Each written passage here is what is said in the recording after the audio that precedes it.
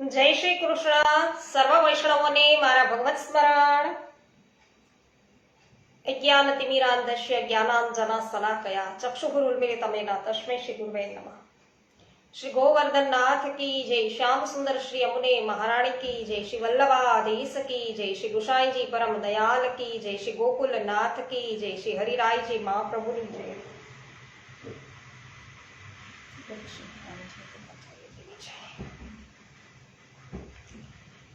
શ્રી ગર્ગ સંહિતા વિશ્વજીત ખંડ અને અધ્યાય છે 23મો આજે લઈએ છીએ.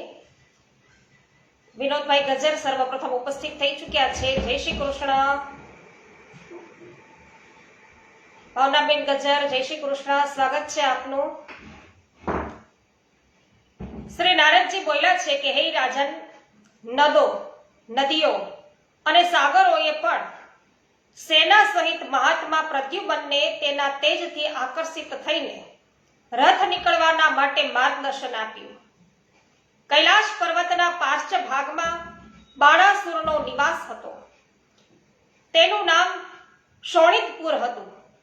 ત્યાં શ્રેષ્ઠ માનવવીર યાદવેશ્વર પ્રદ્યુમ્ન ગયા છે અને યદુવંશીઓને પુનઃ આવેલા જોઈને બાણાસુરને ઘણો બધો ક્રોધ આવ્યો.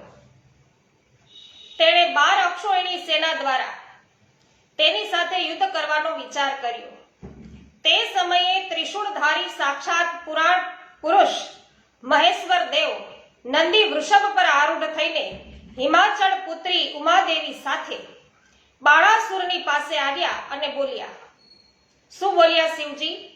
કે અસુર રાજ, સાક્ષાત પરિપૂર્ણતમ ભગવાન શ્રી કૃષ્ણ સ્વયં અસંખ્ય બ્રહ્માંડોના અધિપતિ, ગોલોકના સ્વામી તથા પરાતત્પર પરમાત્મા છે.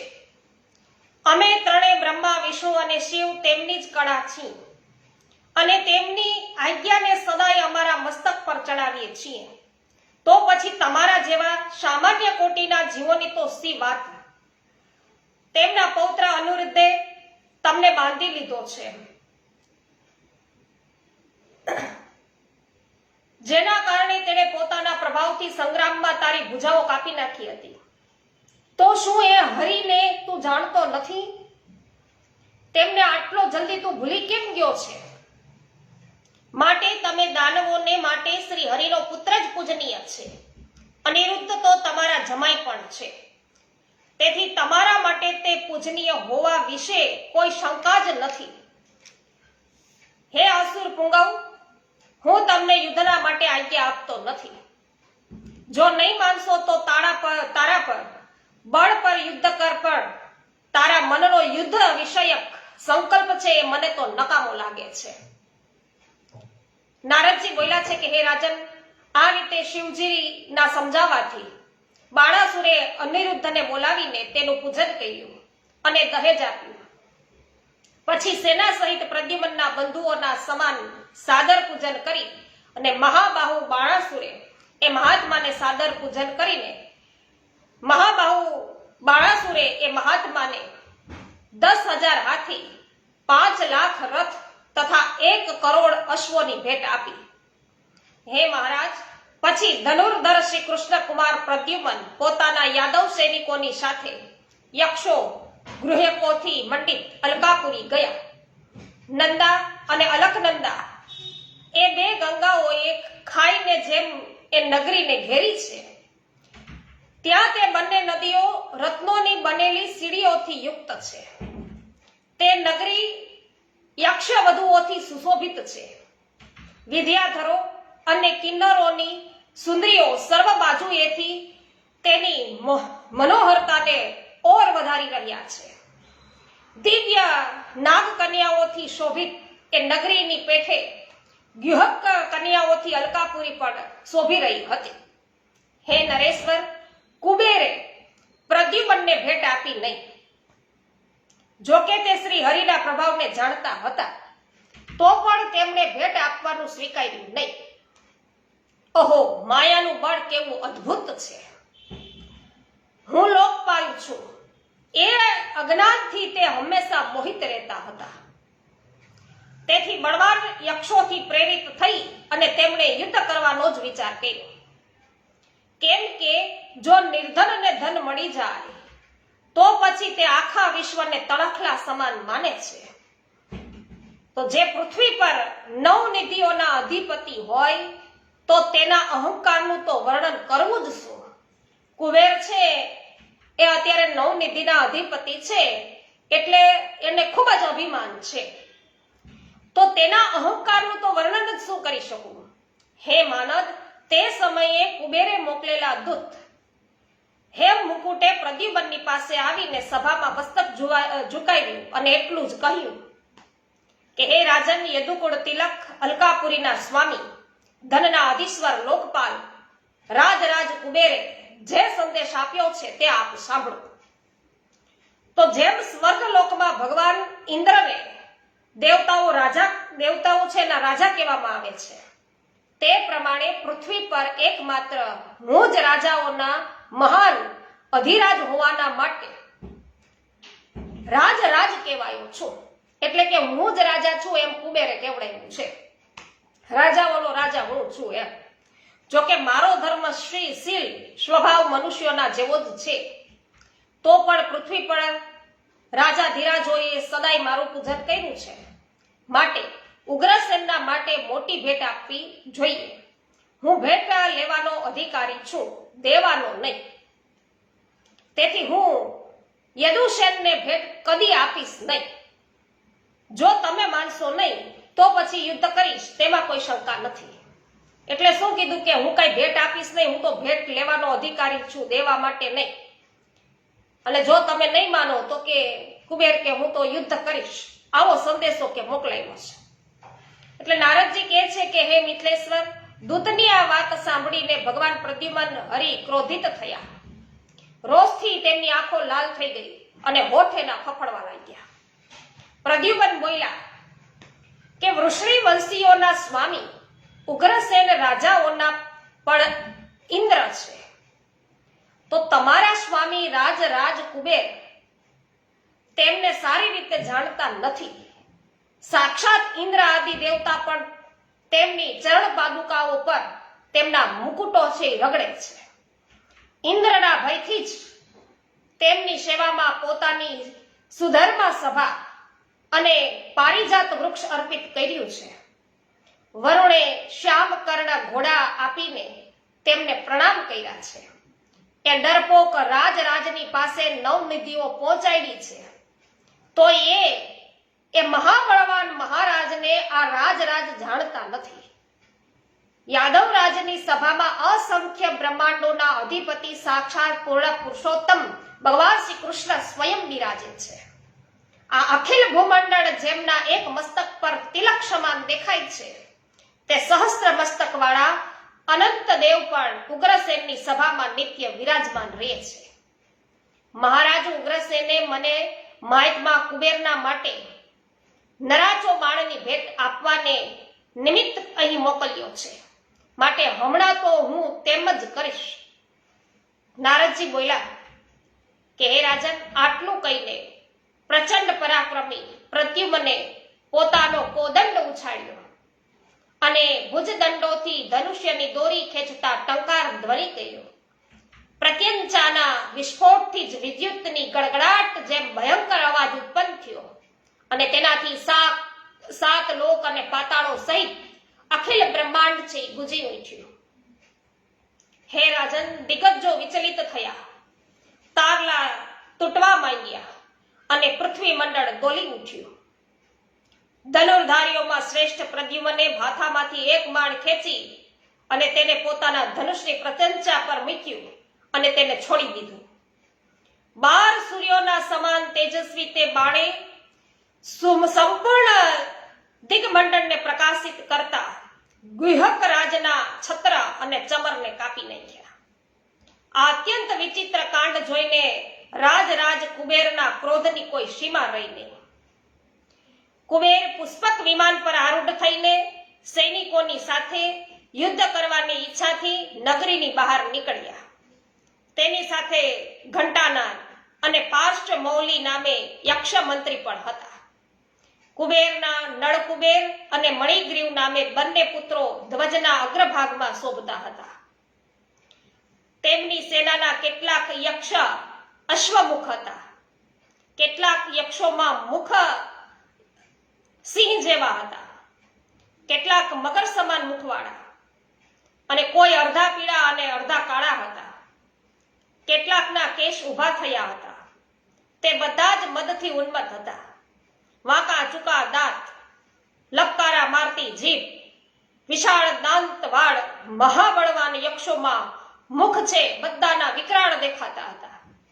અને તે કવચ તથા ઢાલ તલવાર ધારણ કરેલા હતા.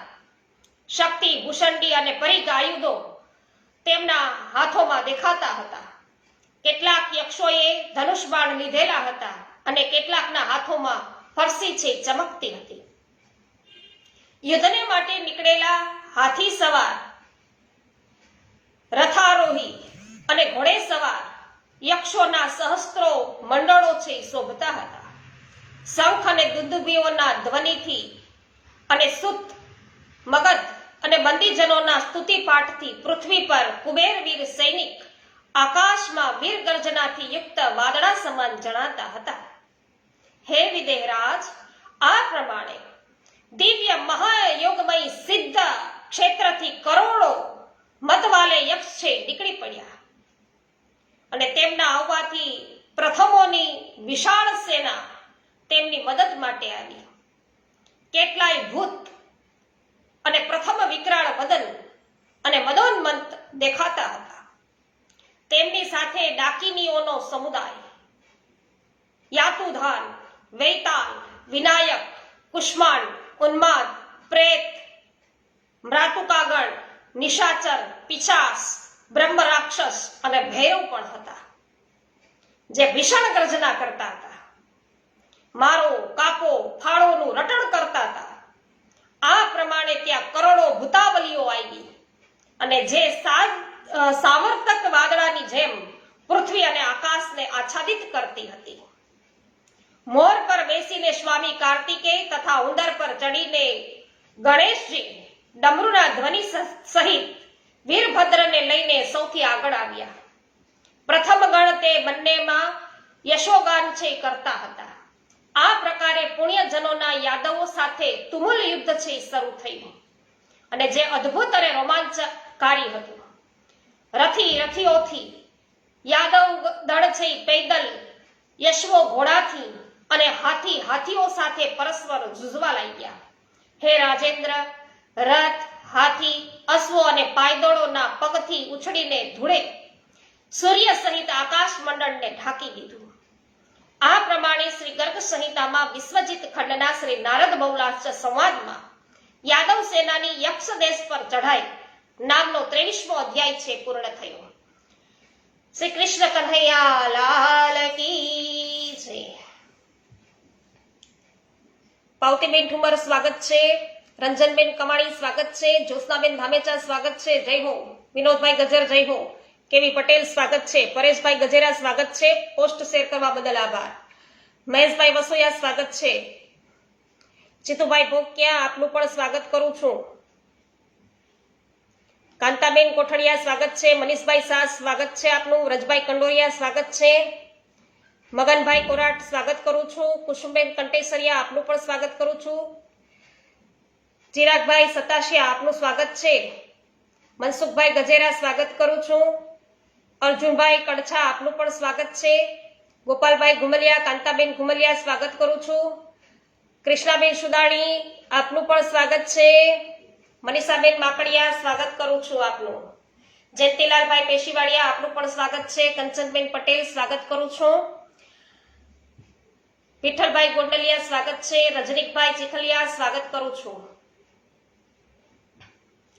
વૈષ્ણવો અધ્યાય 14મો છે. તો યાદવ સેના અને યક્ષ સેનાનું ઘોર જે યુદ્ધ થયું છે એ વાત છે આ અધ્યાય 24ની અંદર આપણે વર્ણવવામાં આવી છે. જોઈ લઈએ. શ્રી નારદજી બોલ્યા છે કે હે રાજન, અસ્ત્ર શસ્ત્રોથી બધા છે અત્યારે સુસજ્જ છે, બધા સામ સામે લડી રહ્યા છે. તો અસ્ત્ર શસ્ત્રોની વર્ષાથી ત્યાં અંધકાર છવાઈ જતા મહાબળવાન મણિગ્રીવે બાણો દ્વારા વૈરી વાહિનીનો વિધ્વંસ કરવાનું શરૂ કર્યું. મણિગ્રીવના બાણ સમૂહોથી ક્ષત વિક્ષત થઈને હાથી, અશ્વો, રથ અને પાયદળ સૈનિકો આંધીએ ઉખડેલા વૃક્ષની પેઠે ધારાશાયી થવા લાગ્યા. તે વખતે શ્રી કૃષ્ણ અને સત્યભામાના બળવાન પુત્ર ચંદ્રભાનુએ 5 બાણો મારીને મણિગ્રીવના કોદંડને ખંડિત કરી નાખ્યું અને 10 બાણોથી તેના રથનું છેદન કરીને બળવાન ચંદ્રભાનુ વાદળા સમન ગર્જના કરવા લાગ્યા. આ જાણીને મણિગ્રીવે પણ ચંદ્રભાનુ પર પોતાની શક્તિ ચલાવી. હે મૈથિલ, એ શક્તિ બધી દિશાઓથી પ્રકાશિત કરતી ઘણી ભારે ઉલ્કા સમાન પડી, પણ ચંદ્રભાનુએ જાણે ખેલ કરતા હોય તેમ તેને ડાબે હાથે પકડી લીધી અને તેમણે તે શક્તિ દ્વારા સમરાંગણમાં મહાબળવાન મણિગ્રીવને ઘાયલ કર્યો. અને પછી મહાબળવાન ચંદ્રભાનુ રણભૂમિમાં પુનઃ ગર્જના કરવા લાગ્યા. ત્રે પ્રહારથી મણિગ્રીવ છે મૂર્છિત થઈ અને પૃથ્વી પર પડી ગયો. અને ત્યારે નળ કુબેરની પ્રેરણાથી અસુરોના બાણોની ઝાડ જેવી બિછાવીને ચંદ્રભાનુએ આચ્છાદિત કરી દીધો. અને ત્યારે શ્રી કૃષ્ણ પુત્ર દીપ્તિમાન ખડગ હાથમાં લઈને ઘણા વેગપૂર્વક યક્ષોની સેનામાં ઘૂસી ગયા. તેમના ખડગ પ્રહારથી કેટલાય યક્ષોના 2 ટુકડા થયા. કેટલાય મસ્તકો, પગ, ખભા, હાથ, કાન અને હોઠ છે છિન્ન ભિન્ન થવાના કારણે યુદ્ધમાં પૃથ્વી પર પડ્યા.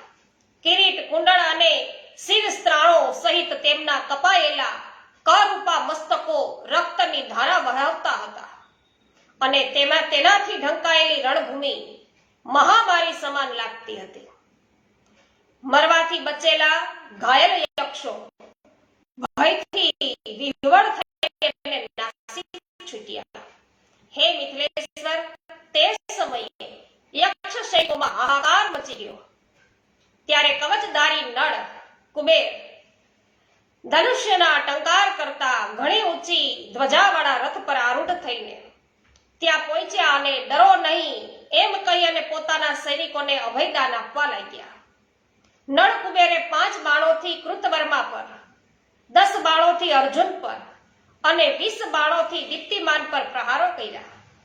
હે રાજન, ત્યારે મહાબાહુ કૃતવર્માએ સિંહનાદથી બધી દિશાઓને ધ્વનિત કરતા 5 વિશિખો દ્વારા નળ કુબેરને કરારી ચોટ પહોંચાડી અને તે બાણો નળ કુબેરના કવચ ફાડી અને શરીરને છેદતા સૌના દેખાતા તો ધારાશાયી છે થઈ ગયા અને ધરાતળમાં સમાઈ ગયા. કૃતવર્માના બાણથી અંગ વિદીર્ણ થવાના કારણે નળ કુબેરને મૂર્છિત થયેલા જાણીને સારથી હેમમાળી તેને રણભૂમિથી દૂર હટાવીને લઈ ગયા. ઘંટાનાદ અને પાર્શ્વમૌલી કુબેરના એ બંને મંત્રી પોતાના બાણ સમૂહોથી યાદવોની ઉદ્ભટ સેનાને ઘાયલ કરવા લાગ્યા. ગૃધ્ર પક્ષથી યુક્ત સુવર્ણ પાંખ અને તીક્ષ્ણ મુખવાળા, મનના સમાન વેગવાળા એ બંનેના બાણો સૂર્યના કિરણો સમાન બધી દિશાઓમાં ઉદ્ભાસિત કરી રહ્યા હતા. પછી મહાવીર અર્જુને તે મંત્રીઓના બાણોના ઉત્તરમાં ઘણા બાણો ચલાવવાના શરૂ કર્યા. બંને પક્ષે ચાલનારા બાણોના સંઘર્ષથી યુદ્ધ ભૂમિમાં હજારો વિસ્ફુલિંગ અગ્નિકરણ પ્રગટવા લાગ્યા. હે નરેશ્વર, આકાશમાં વીજળી સમાન ચમકનારા તે ચંચળ વિસ્ફુલિંગ અમાત ચક્રની પેઠે શોભા પામવા લાગ્યા. રણ દુર્મદ વીર ગાંડીવધારી અર્જુનને ગાંડીવ ધનુષથી છૂટેલા વિશિખો દ્વારા તે બધા બાણ સમૂહોને ક્ષણ માત્રમાં કાપી નાખ્યા. તેમણે બાણોના સમુદાયથી 2 યોજનના ઘેરાવામાં પિંજરા સમાન છે એ બનાવી દીધું અને બળપૂર્વક એ બંને મંત્રીઓને ધ્વજ સહિત રથોને તે ઘેરાની અંદર કર્યા અને તે બંને માર્યા ગયા. એ જાણીને બધા પુણ્યજન યક્ષો તત્કાળ યુદ્ધ છોડી અને હાહાકાર કરતા નાસી છૂટ્યા. તે વેળા કરોડો ભૂતવૃંદ, ભૂતનું ગણ હોય એ ભૂતવૃંદ યુદ્ધભૂમિમાં આવી ગયા. હે રાજન, કોટી કોટી ડાકીનીઓ એ રણભૂમિમાં હાથીઓને ઉઠાવી ઉઠાવીને ફેંકવા લાગી. મનુષ્યો, અશ્વો, રથીઓને પૃથક પૃથક મોંમાં મૂકીને ચાવવા લાગી. આ ડાકણો બધાને ખાવા માંડી.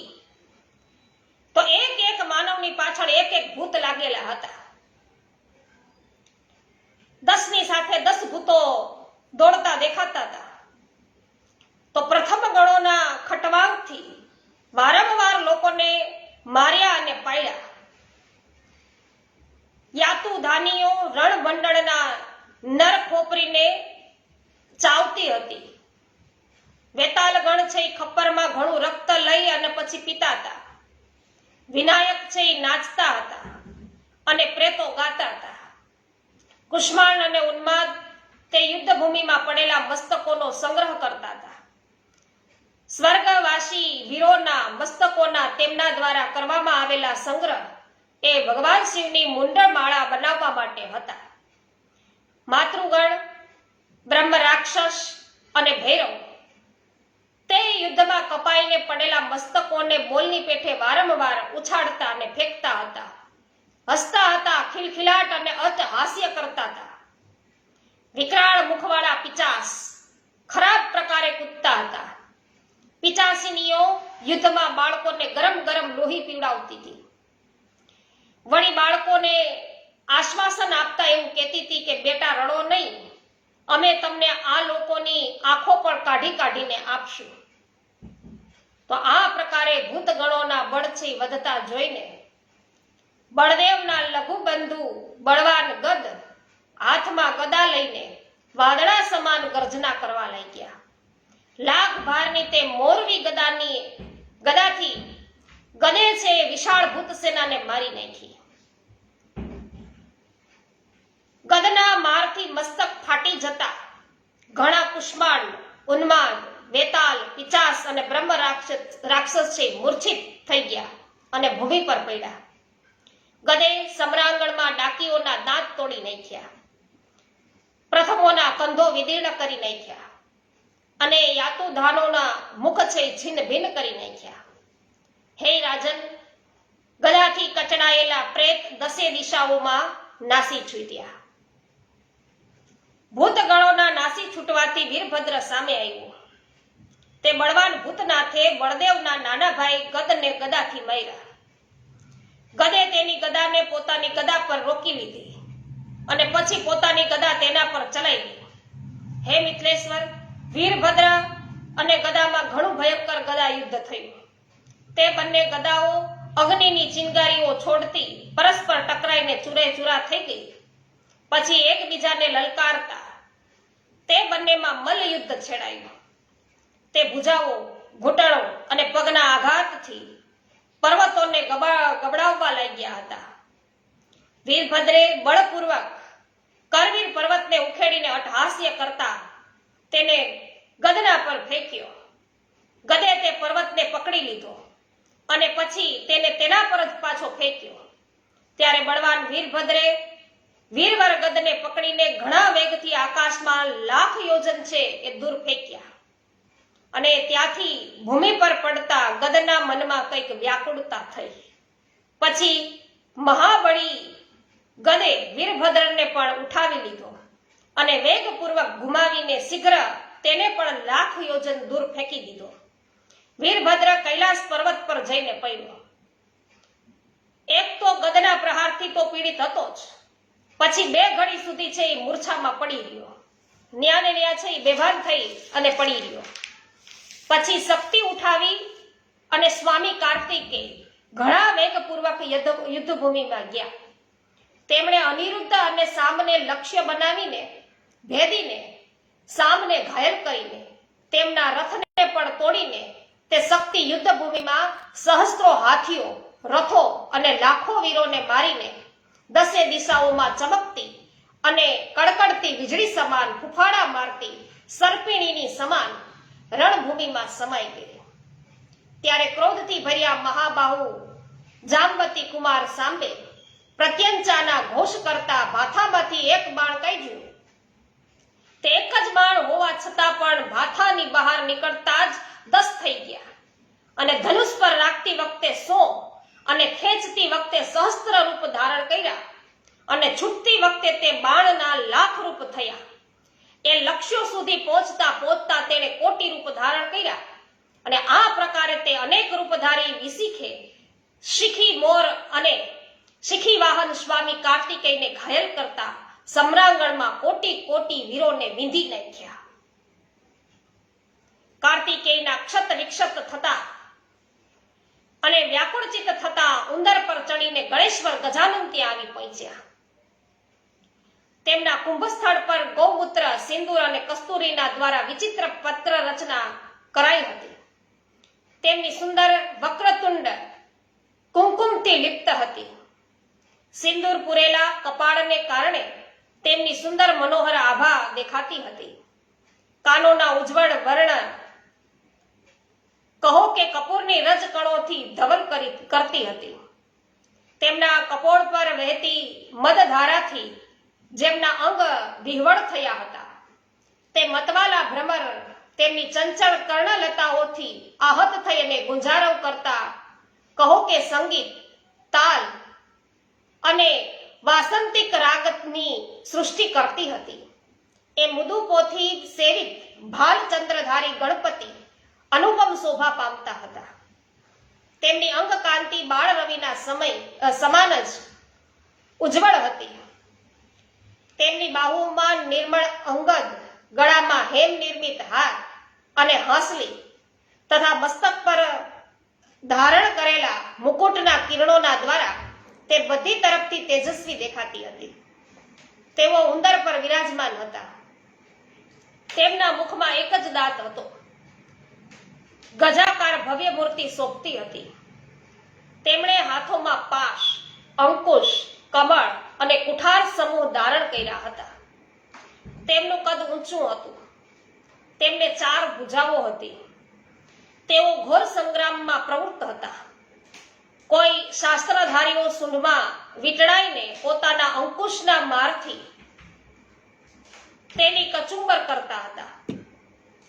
અનેક ધારવાળી ફરસીથી બધા શસ્ત્રધારીઓનો સંહાર કરતા તે પરશુરામજીના સમાન જણાતા હતા. પાયદળના વીરો, હાથીઓ, અશ્વો તથા રથ સમૂહોથી યુક્ત ચતુંગીરીની સેનાને ધારાશાયી કરીને રથ સહિત સામને પકડીને તે યુદ્ધ સ્થળેથી દૂર દૂર છે ફેંકી રહ્યા હતા. તેમને જોઈને યાદવ ગણો સહિત પ્રદ્યુમ્નના મનમાં ઘણું આશ્ચર્ય થયું. તેમણે પોતાના પરમ બુદ્ધિમાન પુત્ર અનિરુદ્ધને આ ઉત્તમ વાત કહી. તો આ પ્રમાણે શ્રી ગર્ગ સંહિતામાં વિશ્વજિત ખંડના શ્રી નારદ બહુલાશ્ચ સંવાદમાં યક્ષ યુદ્ધનું વર્ણન આ નામનો 24મો અધ્યાય છે અહીંયા પૂરો થયો. શ્રી કૃષ્ણ કન્હૈયા લાલ કી જય.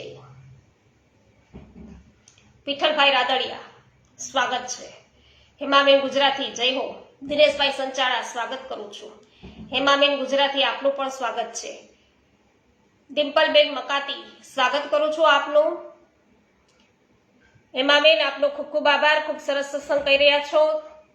ગોપાલભાઈ ગુમલિયા, કાંતાબેન જય હો. માધુરીબેન મિસ્ત્રી જય હો. સ્વાગત છે આપનું પણ.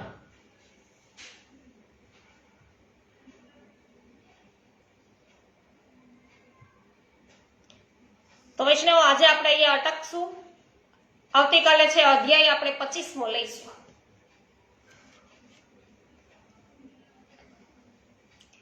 તો વૈષ્ણવો રાધા અષ્ટમીનો પ્રારંભ આજથી થાય છે. તો આપ સર્વને ખૂબ ખૂબ મંગલ બધાઈ. જયશ્રીબેન પટેલ આપનું પણ સ્વાગત છે.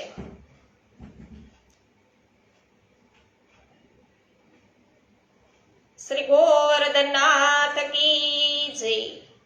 શ્યામ સુંદર શ્રી અમુને મહારાણી કી જય. શ્રી વલ્લભાધીશ કી જય. શ્રી કુશાયજી પરમ દયાલ કી જય.